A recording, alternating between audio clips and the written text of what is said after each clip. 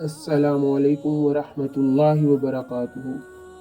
حلیمہ سعدیہ رضی اللہ تعالی عنہا کی گود میں گزارے گئے آپ صلی اللہ علیہ وسلم کے بچپن۔ عرب زمانے کا دستور یہ تھا کہ جب ان کے ہاں کوئی بچہ پیدا ہوتا تو وہ دیہات سے آنے والے دائیوں کے حوالے کر دیتے تھے تاکہ دیہات میں بچے کی نشوونما بہتر ہو اور وہ خالص عربی زبان سیکھ سکے۔ دائیوں کا قافلہ مکہ میں داخل ہوا۔ انہوں نے گھروں کی تلاش شروع کی جن میں بچے پیدا ہوئے تھے۔ اس طرح بہت سی دائیاں جناب عبد المطلب کے گھر بھی آئیں۔ نبی کریم صلی اللہ علیہ وسلم کو دیکھا، لیکن جب انہیں معلوم ہوا کہ یہ بچہ تو یتیم پیدا ہوا ہے تو اس خیال سے چھوڑ کر آگے بڑھ گئی کہ یتیم بچے کے گھرانے سے انہیں کیا ملے گا۔ اس طرح دائیاں آتی رہیں جاتی رہیں، کسی نے آپ کو دودھ پلانا منظور نہ کیا اور کرتے بھی کیسے۔ یہ سعادت تو حضرت حلیمہ کے حصے میں آنا تھی۔ جب حضرت حلیمہ رضی اللہ تعالی عنہا مکہ میں پہنچی تو انہیں معلوم ہوا سب عورتوں کو کوئی نہ کوئی بچہ مل گیا ہے، اب صرف وہ بغیر بچے کے رہ گئی ہے۔ اب کوئی بچہ باقی نہیں بچا تھا، ہاں ایک یتیم بچہ ضرور باقی ہے جسے دوسری عورتیں چھوڑ گئی ہیں۔ حلیمہ سعدیہ رضی اللہ تعالی عنہا نے اپنے شوہر عبداللہ بن حارث سے کہا، خدا کی قسم مجھے یہ بات ناگوار گزری ہے کہ میں کسی بچے کے بغیر جاؤں اور دوسری سب عورتیں بچہ لے کر جائیں، یہ مجھے طعنے دیں گی، اسی لیے کیوں نہ ہم اس یتیم بچے کو ہی لے لیں۔ عبداللہ بن حارث بولے، کوئی حرج نہیں، ہو سکتا ہے اللہ اسی بچے کے ذریعے ہمیں خیر و برکت عطا فرما دے۔ چنانچہ حضرت حلیمہ سعدیہ عبد المطلب کے گھر گئیں۔ جناب عبد المطلب اور حضرت آمنہ نے انہیں خوش آمدید کہا، پھر آمنہ انہیں بچے کے پاس لے آئیں اور آپ اس وقت ایک اونی چادر میں لپٹے ہوئے تھے۔ وہ چادر سفید رنگ کی تھی، آپ کے نیچے ایک سبز رنگ کا ریشمی کپڑا تھا، آپ سیدھے لیٹے ہوئے تھے، آپ کی سانس کی آواز کے ساتھ مشک کی سی خوشبو نکل رہی تھی۔ حلیمہ سعدیہ رضی اللہ تعالی عنہا آپ کے حسن و جمال کو دیکھ کر حیرت زدہ رہ گئیں۔ آپ اس وقت سوئے ہوئے تھے، انہوں نے جگانا مناسب نہ سمجھا، لیکن جو ہی انہوں نے پیار سے اپنے ہاتھ آپ کے سینے پر رکھا اور آپ مسکرا دیے اور آنکھیں کھول کر ان کی طرف دیکھنے لگے۔ حضرت حلیمہ سعدیہ رضی اللہ تعالی عنہا فرماتی ہیں، میں نے دیکھا آپ کی آنکھوں سے ایک نور نکلا جو آسمان تک پہنچ گیا۔ میں آپ کو گود میں اٹھا کر آپ کی دونوں آنکھوں کے درمیانی جگہ پر پیار کیا، پھر میں نے آپ کی والدہ اور عبد المطلب سے اجازت چاہی، بچے کو لیے قافلے میں آئی۔ میں نے آپ کو دودھ پلانے کے لیے گود میں لٹایا تو آپ دائیں طرف سے دودھ پینے لگے۔ پہلے میں نے بائیں طرف سے دودھ پلانا چاہا لیکن آپ نے اس طرف سے دودھ نہ پیا، دائیں طرف سے آپ فوراً دودھ پینے لگے۔ بعد میں نے بھی آپ کی یہی عادت رکھی، آپ صرف دائیں طرف سے دودھ پیتے رہے، بائیں طرف سے میرا بچہ دودھ پیتا رہا۔ پھر قافلہ روانہ ہوا۔ حلیمہ سعدیہ فرماتی ہیں، میں اپنے خچر پر سوار ہوئی، آپ کو ساتھ لیا۔ اب جو خچر چلا تو اس قدر تیز چلا اس نے پورے قافلے کی سواریوں کو پیچھے چھوڑ دیا۔ پہلے وہ مریل ہونے کی بنا پر سب سے پیچھے رہتا تھا۔ میرے ساتھ خواتین حیرانگی سے مجھ سے مخاطب ہوئیں، اے حلیمہ یہ آج کیا ہو رہا ہے؟ تمہارا خچر اس قدر تیز کیسے چل رہا ہے؟ کیا یہ وہی خچر ہے جس پر تم آئی تھی اور جس کے لیے ایک ایک قدم اٹھانا مشکل تھا؟ جواب میں نے ان سے کہا، بے شک یہ وہی خچر ہے، اللہ کی قسم اس کا معاملہ عجیب ہے۔ پھر یہ لوگ بنو سعد کی بستی پہنچ گئے۔ ان دنوں یہ علاقہ خشک اور قحط زدہ تھا۔ حلیمہ سعدیہ فرماتی ہیں، اس شام جب بکریاں ہماری چر کو واپس آئی ان کے تھن دودھ سے بھرے ہوئے تھے، جبکہ اس سے پہلے ایسا کبھی نہیں ہوا تھا۔ ان میں سے دودھ بہت کم اور بہت مشکل سے نکلتا تھا۔ میں نے اس دن اپنی بکریوں کا دودھ دوہا تو ہمارے ساتھ سارے برتن بھر گئے اور ہم نے جان لیا یہ ساری برکت اس بچے کی وجہ سے ہے۔ آس پاس کی عورتیں بھی یہ بات پھیل گئی، ان کی بکریاں بستور بہت کم دودھ دے رہی تھیں۔ غرض ہمارے گھر میں ہر طرف ہر چیز میں برکت نظر آنے لگی۔ دوسرے لوگ تعجب میں رہے۔ اس طرح 2 ماہ گزر گئے۔ 2 ماہ میں ہی آپ چلنے پھرنے لگے۔ آپ 8 ماہ کے ہوئے تو باتیں کرنے لگے اور آپ کی باتیں سمجھ میں آنے لگی۔ 9 माह की उम्र में आप बहुत साफ गुफ्तगू फरमाने लगे। इस दौरान आपकी बहुत सी बरक़ात देखने में आई। हलीमा सादिया फरमाती हैं, जब मैं आपको अपने घर लिए आई तो बनु साद का एक घराना ऐसा ना था जिससे मुश्क की खुशबू ना आती हो। इस तरह सब लोग आपसे मोहब्बत करने लगे। जब हमने आपका दूध छुड़ाया तो आपकी ज़बान मुबारक से ये अल्फाज निकले, अल्लाहु अकबर कबीरा वल्हम्दुलिल्लाहि कसीरा व सुब्हानल्लाहि बुकरतुम व असीला। यानी अल्लाह बहुत बड़ा है, अल्लाह ताला के लिए बेहद तारीफ है और इसके लिए सुबह और शाम पाकी है। कि जब आप 2 साल के हो गए हम आपको आपकी वालदा के पास ले आए। इस उम्र को पहुंचने के बाद बच्चों को इनके माँ बाप के हवाले कर दिया जाता था। इधर हम आपकी बरकत देख चुके थे और हमारी आरजू थी कि अभी आप कुछ मुद्दत हमारे पास रहें। चुनांचे हमने इस बारे में आपकी वालदा से बात की। इनसे यूं कहा, हमें इजाज़त दीजिए कि हम बच्चे को 1 साल अपने पास रखें। मैं डरती हूँ कहीं इसे मक्का की बीमारियों और आबो हवा का असर न हो जाए। जब हमने इनसे बार बार कहा तो हज़रत आमना मान गई और हम आपको फिर अपने घर लिए वापस आ गए। जब आप कुछ बड़े हुए तो घर से बाहर निकलकर दूसरे बच्चों को देखते थे, वो आपको खेलते नजर आते, आप इनके नज़दीक न जाते। एक रोज़ आपने मुझसे पूछा, अम्मी जान क्या बात है, दिन में मेरे बहन भाई नजर नहीं आते। आप अपने 2 शरीक बहन भाइयों का अनीसा और शीमा के बारे में पूछ रहे थे। हलीमा सादिया फरमाती है, मैंने आपको बताया वो सुबह सवेरे बकरियां चराने जाते हैं, शाम के बाद घर वापस आते हैं। ये सुनकर आपने फरमाया, तब मुझे भी इनके साथ भेज दिया करे।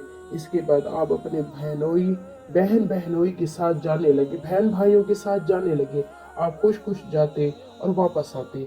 ऐसे में एक दिन मेरे बच्चे खौफजदा अंदाज में दौड़ते हुए आए और घबरा कर बोले, अम्मी जान जल्दी चलिए वरना हमारे भाई मोहम्मद खत्म हो जाएंगे। ये सुनकर हमारे तो होश उड़ गए। दौड़कर वहां पहुंचे, हमने आपको देखा, आप खड़े हुए थे, रंग उड़ा हुआ था, चेहरे पर जर्दी छाई हुई थी। ये इसलिए नहीं था कि आपको सीना चाक किए जाने से कोई तकलीफ हुई थी, बल्कि इनको फरिश्ते फरिश्ते नजर आने की वजह से ये हालत हुई थी। हलीमा सादिया फरमाती हैं, हमने आपसे पूछा क्या हुआ, आपने बताया मेरे पास 2 आदमी हैं, वो सफेद कपड़े पहने हुए थे, दोनों हजरत जिब्राइल और मिकाइल अलैहिस्सलाम थे। इन दोनों में से एक ने कहा, क्या ये वही है? दूसरे ने जवाब दिया, हाँ ये वही है। फिर वो दोनों मेरे करीब आए, उन्होंने मुझे पकड़ा और लिटा दिया। इसके बाद उन्होंने मेरा पेट चाक किया, इसमें से कोई चीज तलाश करने लगे। आखिर वो उन्हें चीज मिल गई, उन्होंने इसे बाहर निकाल कर फेंक दिया। मैं नहीं जानता वो क्या चीज थी। इस चीज के बारे में दूसरी रिवायात में यही वजाहत मिलती है, वो सियाह रंग का एक दाना सा था। ये इंसान के जिस्म में शैतान का एक घर होता है और शैतान इंसान के बदन में यहीं से आसरात डालता है। हजरत हलीमा सादिया रज़ी अल्लाह तआला अन्हा फरमाती हैं, फिर हम आपको घर लिए आए। इस वक्त मेरे शोहर अब्दुल्ला बिन हारिस ने मुझसे कहा, हलीमा मुझे डर है कहीं इस बच्चे को कोई नुकसान ना पहुंच जाए, इसलिए इससे इसके घर वालों के पास छोड़ आए। मैंने कहा ठीक है। फिर हम आपको लिए मक्का की तरफ रवाना हुए। जब मैं मक्का के बलाई इलाके में पहुंची तो आप अचानक गायब हो गए। मैं हवा से बाख्ता हो गई। हजरत हलीमा फरमाती हैं, मैं परेशानी की हालत में मक्का पहुंची। आपके दादा अब्दुल मुत्तलिब के पहुंचते ही मैंने कहा, मैं आज रात मोहम्मद को लेकर आ रही थी। जब मैं बलाई इलाके में पहुंची तो वो अचानक कहीं गुम हो गए। अब खुदा की कसम मैं नहीं जानती वो कहाँ है। अब्दुल मुत्तलिब ये सुनकर फौरन काबा के पास खड़े हो गए। उन्होंने आपके मिल जाने के लिए दुआ की, फिर आपकी तलाश में रवाना हुए। इनके साथ वर्का बिन नौफल भी थे। गर्ज दोनों तलाश करते करते तहामा की वादी में पहुंचे। एक दरख्त के नीचे इन्हें एक लड़का खड़ा नजर आया। इस दरख्त की शाखें बहुत घनी थी। अब्दुल मुत्तलिब ने पूछा, लड़के तुम कौन हो? हजूर सल्लल्लाहु अलैहि वसल्लम चूंकि इस वक्त कद निकाल चुके थे, इसलिए अब्दुल मुत्तलिब पहचान न सके। आपका कद तेजी से बढ़ रहा था। जवाब में आपने फरमाया, मैं मोहम्मद बिन अब्दुल मुत्तलिब हूँ। ये सुनकर अब्दुल मुत्तलिब बोले, तुम पर मेरी जान कुर्बान, मैं ही तुम्हारा दादा अब्दुल मुत्तलिब हूँ। फिर उन्होंने आपको उठाकर सीने से लगाया और रोने लगे। आपको घोड़े पर अपने आगे बिठाया और मक्का की तरफ चल दिए। घर आकर उन्होंने बकरियां और गायें ज़बह की और मक्का वालों की दावत की। आपके मिल जाने के बाद हज़रत हलीमा सादिया हज़रत आमना के पास आई तो उन्होंने पूछा, हलीमा, अब आप बच्चे को लेकर क्यों आई? आपकी तो ख्वाहिश थी ये भी आपके पास रहे। उन्होंने जवाब दिया, ये अब बड़े हो गए हैं और अल्लाह की कसम मैं अपनी जिम्मेदारी पूरी कर चुकी हूँ। मैं खौफ महसूस करती रहती हूँ कहीं इन्हें कोई हादसा पेश ना आ जाए, लिहाजा इन्हें आपके सुपुर्द करती हूँ। हजरत आमना को ये जवाब सुनकर हैरत हुई। बोली, मुझे सच सच बताओ माजरा क्या है? तब उन्होंने सारा हाल कह सुनाया। हलीमा सादिया ने दरअसल कई अजीब व गरीब वाक़यात देखे थे। इन वाक़यात की वजह से वो बहुत परेशान हो गई थी। फिर सीना मुबारक चाक किए जाने वाला वाक़या पेश आया तो वो आपको फौरी तौर पर वापस करने पर मजबूर हो गई। वो चंद वाक़यात हज़रत हलीमा सादिया इस तरह बयान करती हैं कि एक मरतबा यहूदियों की एक जमात मेरे पास से गुजरी। ये लोग आसमानी किताब तौरात को मानने का दावा करते थे। मैंने इनसे कहा, क्या आप लोग मेरे इस बेटे के बारे में कुछ बता सकते हैं? साथ ही मैंने हजूर सल्लल्लाहु अलैहि वसल्लम की पैदाइश के बारे में तफसीलात सुनाई। यहूदी तफसीलात सुनकर कहने लगे, इस बच्चे को कत्ल कर देना चाहिए।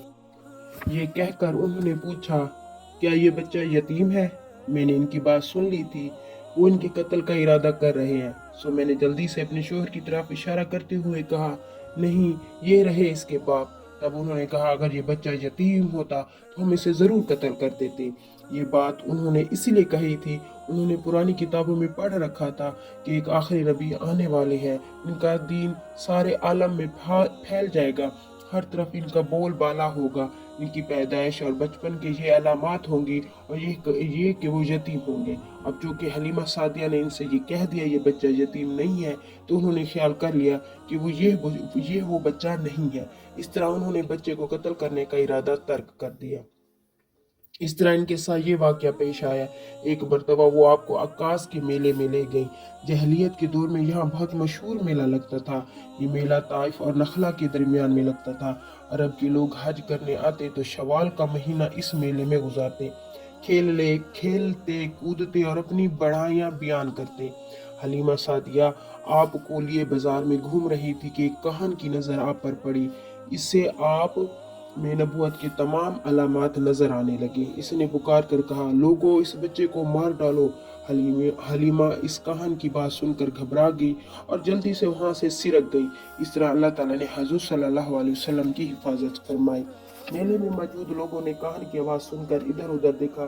किसी को बच्चा कत्ल करने के लिए कहा गया है, मगर इन्हें वहाँ कोई बच्चा नजर ना आया। अब लोगों ने कहां से पूछा, क्या बात है, आप किस बच्चे को मार डालने के लिए कह रहे थे?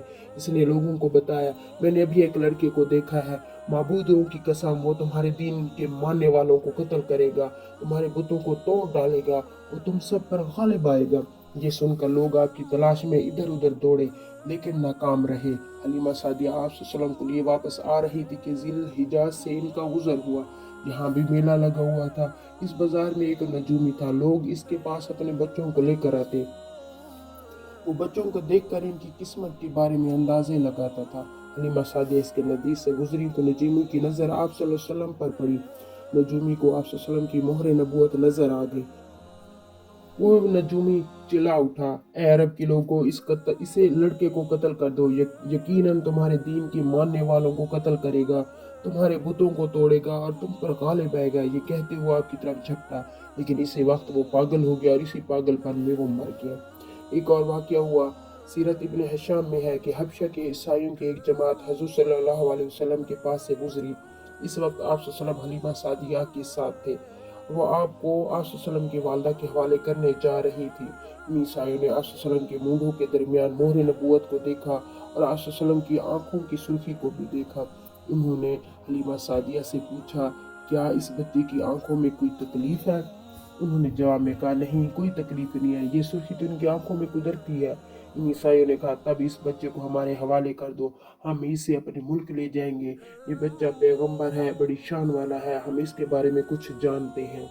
हलीमा सादिया ये सुनते ही वहाँ से जल्दी से दूर चली गई, यहाँ तक कि आप सल्लम को आप की वालदा के पास पहुँचा दिया। इन तमाम वाक़यात में जो सबसे अहम वाक़या है वो सीना मुबारक चाक करने वाला था। रिवाया से ये साबित होता है कि आप सल्लम की सीना मुबारक पर सिलाई के निशानात मौजूद थे, जैसा कि आजकल डॉक्टर हजरात ऑपरेशन के बाद टांके लगाते हैं। टांके खोल दिए जाने के बाद भी सिलाई के निशान मौजूद रहते हैं।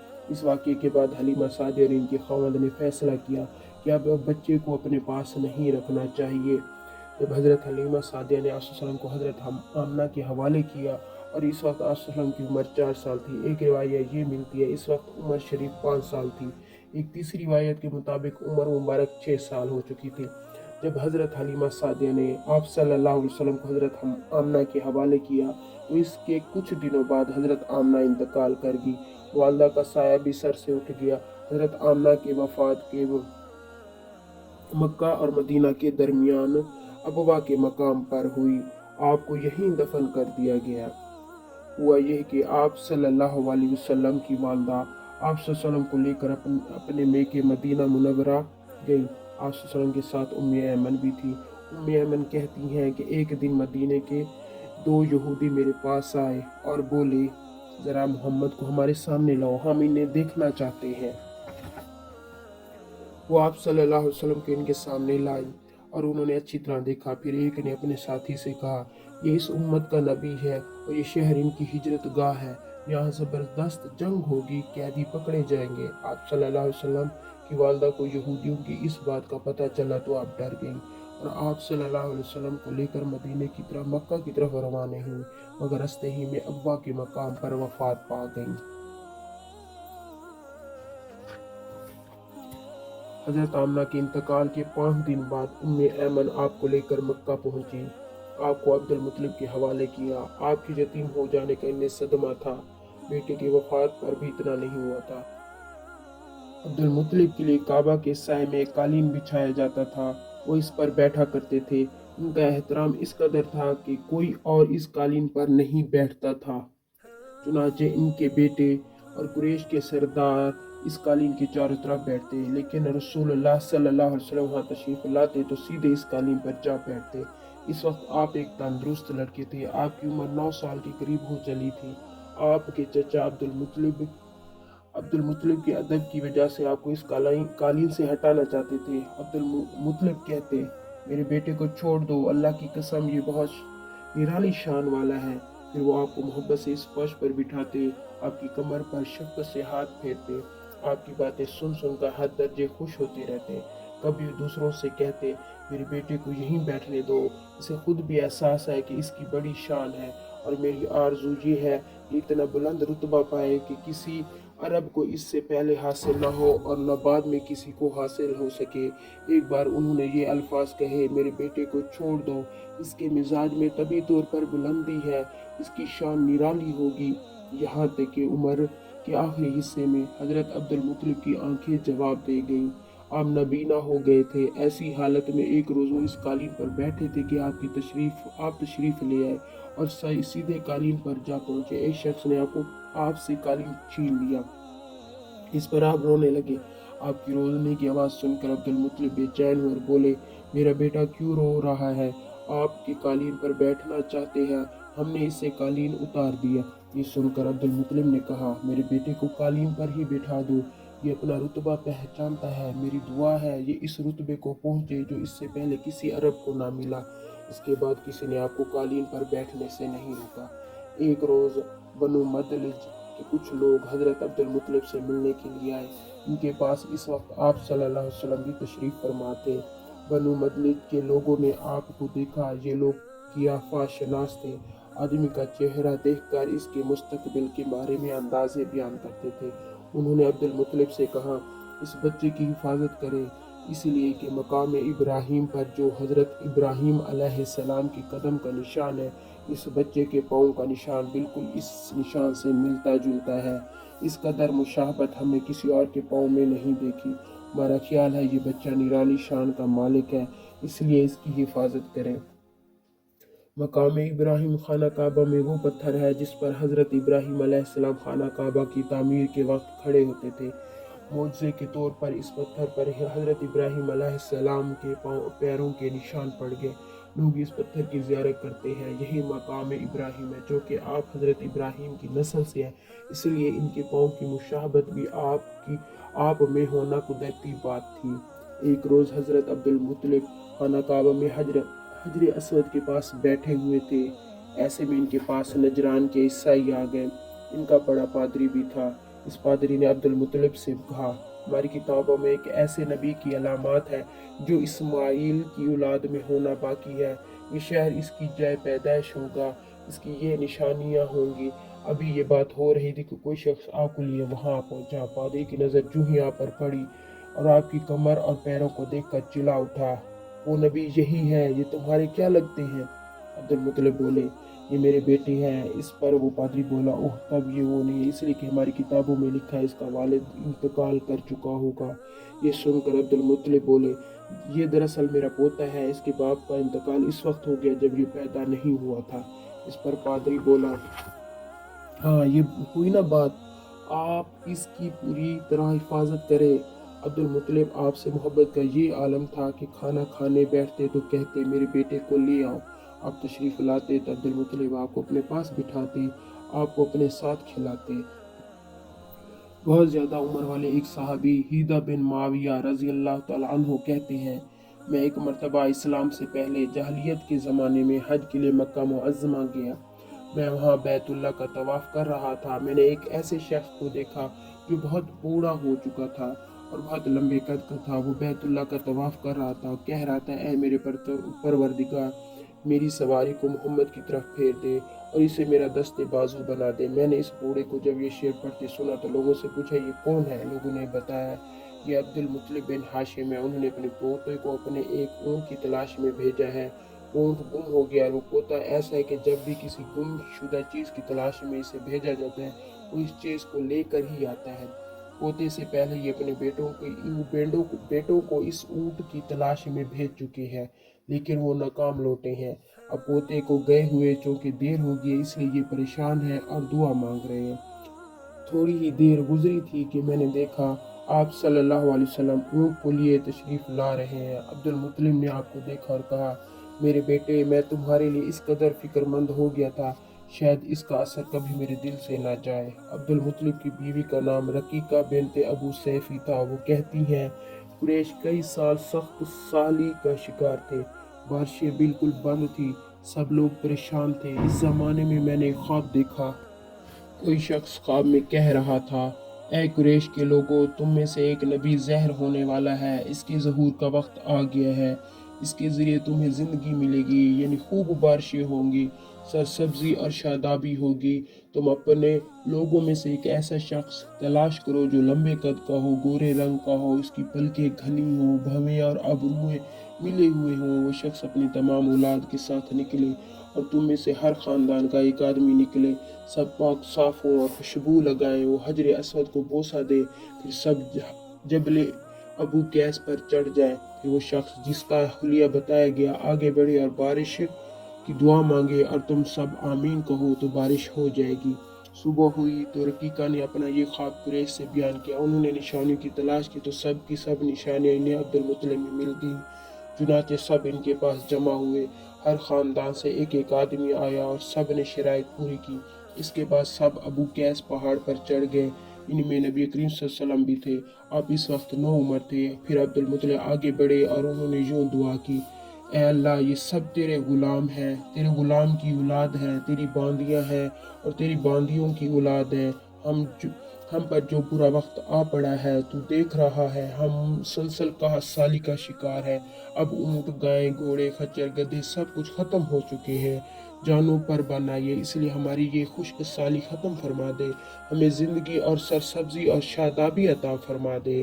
ابھی یہ دعا مانگ ہی رہے تھے کہ بارش ہو گئی، وادیاں پانی سے بھر گئیں، لیکن اس بارش میں ایک عجیب بات ہوئی اور وہ عجیب بات یہ تھی کہ قریش کی یہ سیرابی ضرور حاصل ہوئی مگر یہ بارش قبیلہ قیس اور قبیلہ مضر کے قریبی بستیوں پر بالکل نہ ہوئی۔ اب لوگ بہت حیران ہوئے، یہ کیا بات ہوئی؟ ایک قبیلے پر بارش اور آس پاس کے سب قبیلے بارش سے محروم तमाम कबीलों के सरदार जमा हुए। इस सिलसिले में बातचीत हुई। एक सरदार ने कहा, हम ज़बरदस्त काहत और खुश्क साली का शिकार है, जबकि कुरैश को अल्लाह ने बारिश अता की है और ये अब्दुल मुत्तलिब की वजह से हुआ है, इसलिए हम इन सब के पास चलते हैं। अगर वो हमारे लिए दुआ करे तो शायद अल्लाह हमें भी बारिश अता फरमा दे।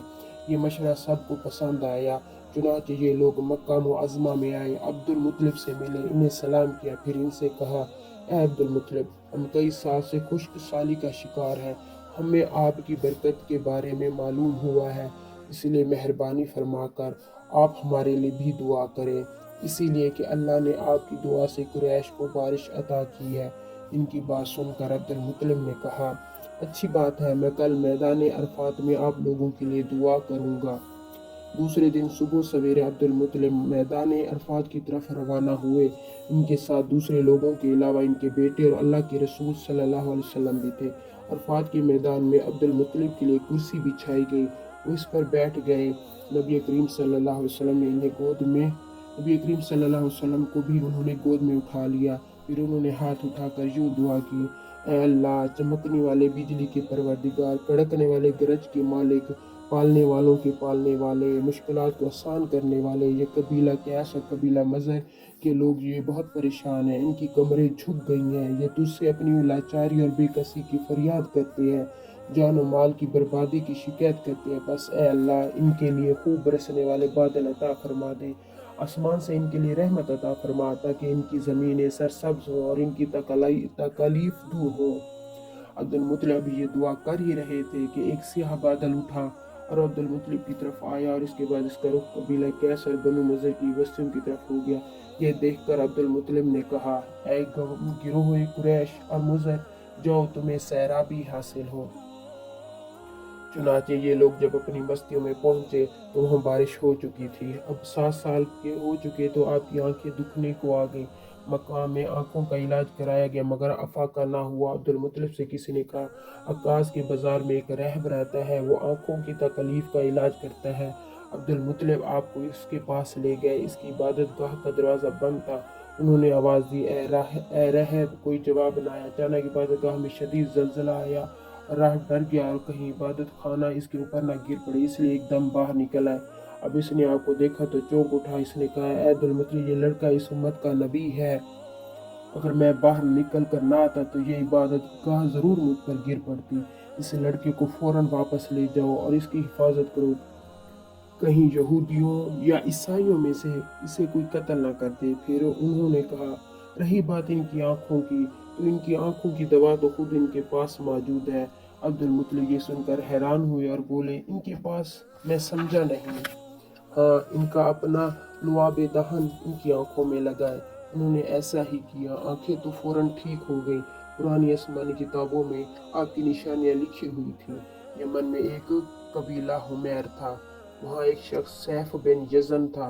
वो सैफ हुमैरी कहलाता। किसी ज़माने में इनके बाप दादा इस मुल्क पर हुकूमत करते थे, लेकिन फिर हबशियों ने यमन पर हमला किया और इस पर कब्जा कर लिया। वहाँ हबशियों की हुकूमत होगी। 17 साल तक यमन में हबशियों के कब्ज़े में रहा।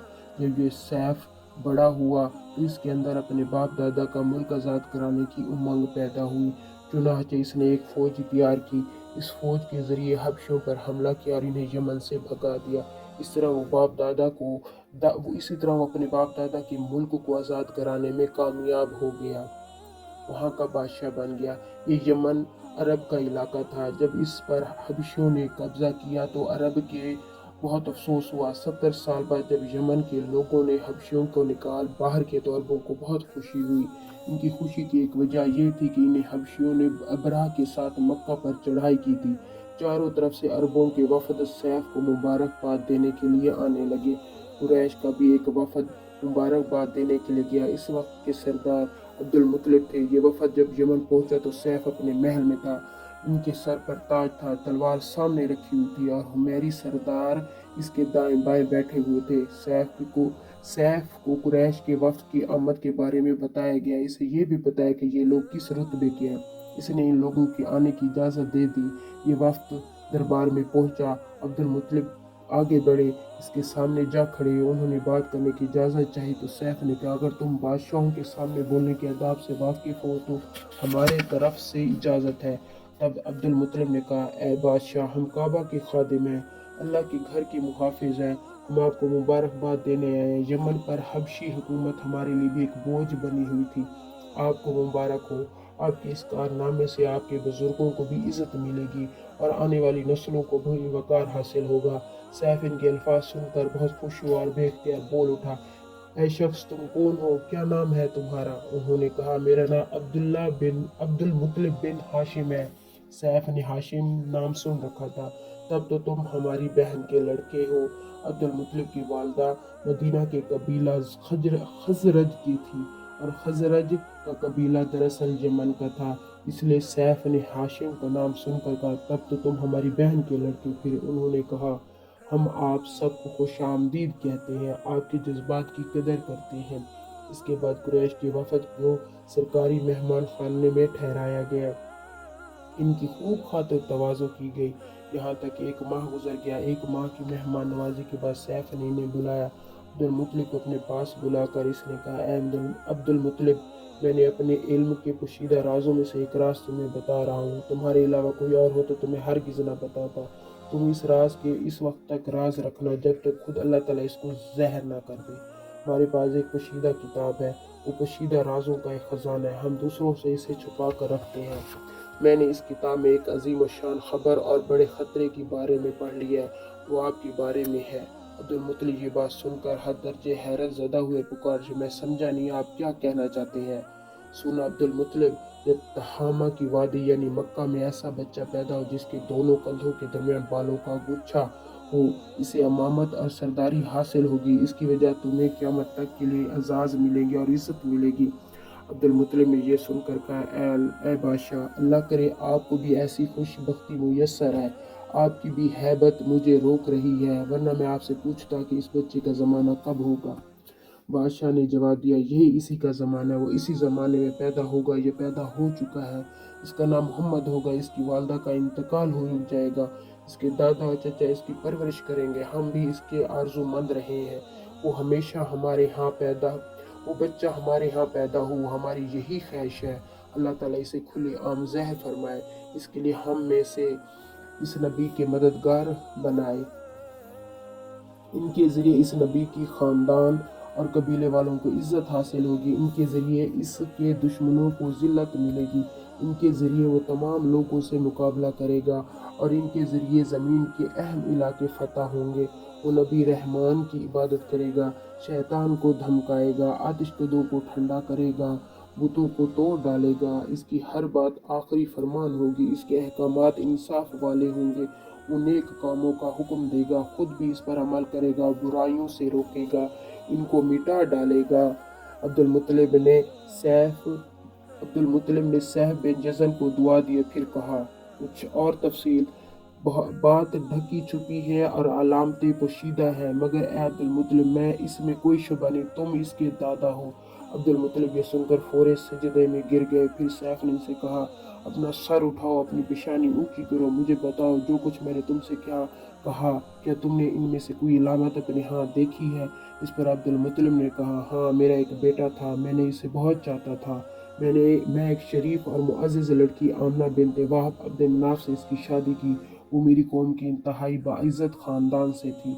इससे मेरे बेटे के यहाँ लड़का पैदा हुआ, मैंने इसका नाम मोहम्मद रखा। इस बच्चे का बाप और माँ दोनों फौत हो चुके हैं, मैं और इसका चचा अबू तालिब इसकी देखभाल कर रहे हैं। अब सैफ ने इनसे कहा, मैंने तुम्हें जो कुछ बताया वो वाक़या इसी तरह है। अब तुम अपने पोते की हिफाजत करो, इसे यहूदियों से बचाते रहो, इसलिए कोई इसके दुश्मन है। और ये बात कि अल्लाह ताला हरगिज़ इन लोगों को इन पर काबू नहीं पाने देगा। मैंने जो कुछ भी बताया इसका अपने कबीलों से जिक्र ना करना, कबीले वालों से हरगिज़ जिक्र ना करना। मुझे डर है इन बातों की वजह से इन लोगों में हसद और जलन पैदा होगा। ये लोग सोच सकते हैं कि ये इज़्ज़त और बुलंदी आखिर इन्हें क्यों मिलने वाली है। ये लोग इनके रास्ते में रुकावट खड़ी करेंगे। अगर ये लोग इस वक्त तक ज़िंदा ना रहें, इनकी औलादें ये काम करेंगी।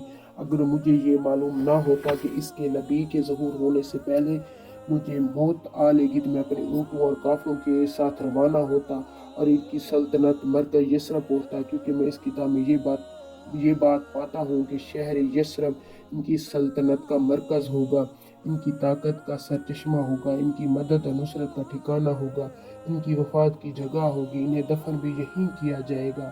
اور ہماری کتاب کی پچھلے علوم میں ہے، مجھے پتہ ہے اگر میں اس وقت کی عظمت کا اعلان کر دوں تو خود ان کے لیے میرے لیے خطرات پیدا ہوں گے۔ یہ ڈر نہ ہوتا تو میں اس وقت ان کے بارے میں یہ تمام باتیں سب کو بتاتا، عربوں کے سامنے ان کی سربلندی اور اونچے رتبے کی داستانیں سناتا، لیکن میں نے یہ راز تمہیں بتایا ہے، تمہارے ساتھیوں میں سے کسی کو نہیں بتایا۔ اس کے بعد اس نے عبد المطلب کے ساتھیوں کو بلایا، ان میں سے ہر ایک کو 10 حبشی غلام، 10 حبشی باندیاں اور دھاری دار یمنی چادریں اور بڑی مقدار میں سونا چاندی، اونٹ اور عنبر کے بڑے بڑے ڈبے دیے۔ پھر عبد المطلب کو اس سے 10 گنا زیادہ دیا اور بولا، سال گزرنے پر میرے پاس ان کی خبر لے کر آنا اور ان کے حالات بتانا۔ سال گزرنے سے پہلے اس بادشاہ کا انتقال ہو گیا۔ عبد المطلب اکثر اس بادشاہ کا ذکر کیا کرتے تھے۔ آپ کی عمر 8 سال کی ہوئی تو عبد المطلب کا انتقال ہو گیا۔ اس طرح ایک عظیم سرپرست کا ساتھ چھوٹ گیا۔ اس وقت عبد المطلب کی عمر 95 سال تھی۔ تاریخ کی بعض کتابوں میں ان کی عمر زیادہ لکھی جاتی ہے۔ جس وقت عبد المطلب کا انتقال ہوا، آپ ان کی چارپائی کے پاس موجود تھے اور آپ رونے لگے۔ عبد المطلب کے ہجون کے مقام پر ان کے دادا قصی کے پاس دفن کیا گیا۔ مرنے سے پہلے انہوں نے نبی کریم صلی اللہ علیہ وسلم کو اپنے بیٹے ابو طالب کے حوالے کیا۔ ابو طالب آپ کے نگران ہوئے، انہیں بھی آپ سے بے تحاشا محبت ہوگی۔ ان کے بھائی عباس اور زبیر بھی آپ کا بہت خیال رکھتے تھے۔ پھر زبیر بھی انتقال کر گیا اور آپ کی نگرانی آپ کے چچا ابو طالب ہی کرتے رہے۔ انہیں بھی نبی کریم صلی اللہ علیہ وسلم سے محبت تھی۔ جب انہوں نے آپ کی برکات دیکھی، معجزے دیکھے، ان کی محبت میں اور اضافہ ہو گیا۔ یہ مالی اعتبار سے کمزور تھے، 2 وقت سارے گھرانے کا پیٹ بھر کر کھانا بھی نہیں کھا پاتے، لیکن جب نبی کریم صلی اللہ علیہ وسلم ان کے ساتھ کھاتے تو تھوڑا کھانا بھی ان کے لیے بہت ہو جاتا، سب کے پیٹ بھر جاتے۔ اس لیے جب دوپہر یا رات کے کھانے کا وقت ہوتا، سب دسترخوان پر بیٹھتے تو ابو طالب ان سے کہتے، ابھی کھانا شروع نہ کرو، میرے بیٹا آ جائے پھر شروع کرنا۔ پھر آپ تشریف لاتے اور ان کے ساتھ بیٹھ جاتے اور آپ کی برکت اس طرح ظاہر ہوتی کہ سب کے سب پیٹ بھر کر کھانا کھاتے اور بچ جاتا۔ اگر دودھ ہوتا تو نبی کریم صلی اللہ علیہ وسلم کو پینے کے لیے دیا جاتا، اور پھر ابو طالب کے بیٹے پوتے یہاں تک کہ ایک ہی پیالے سے سب کے سب دودھ پی لیتے اور خوب سیر ہو کر پیتے اور دودھ بھی بچ جاتا۔ ابو طالب کے ایک تکیہ رکھا جاتا، وہ اسے ٹیک لگا کر بیٹھتے۔ رسول اللہ صلی اللہ علیہ وسلم تشریف لاتے تو آ کر سیدھے اسی تکیے کے ساتھ بیٹھ جاتے۔ یہ دیکھ کر ابو طالب کہتے، میرے بیٹے کو اپنے بلند مرتبے کا احساس ہے۔ ایک بار مکہ میں قحط پڑ گیا، بارش بالکل نہ ہوئی۔ لوگ ایک دوسرے سے کہتے، اللات اور عزا سے بارش کی دعا کرو، کچھ کہتے تیسرے بڑے بت منات پر بھروسہ کرو۔ اسی دوران ایک بوڑھے نے کہا، تم حق اور سچائی سے بھاگ رہے ہو، تم میں ابراہیم علیہ السلام اور اسماعیل علیہ السلام کی نشانی موجود ہے، تم اسے چھوڑ کر غلط راستوں پر کیوں جا رہے ہو؟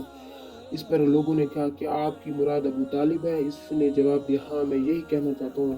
سب لوگ ابو طالب کے گھر کی طرف چلے۔ وہاں پہنچ کر انہوں نے دروازے پر دستخط کی تو ایک خوبصورت آدمی باہر آیا، اس نے تہہ بند لپیٹ رکھا تھا۔ سب لوگ اس کی طرف بولے، اے ابو طالب، وادی میں قحط پڑا ہے، بچے بھوک سے مر رہے ہیں، اس لیے آؤ اور مل کر دعا کرتے ہیں۔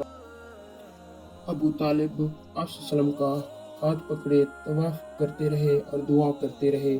لوگوں کی نظریں آسمان پر تھیں اور ایسے میں بادل چھا گئے اور خوب بارش ہوئی اور ہر طرف پانی ہی پانی تھا، اور چند ہی دنوں میں سرز و شادابی ہو گئی اور غلہ اناج عام ہونے لگا اور قحط سالی ختم ہو گئی۔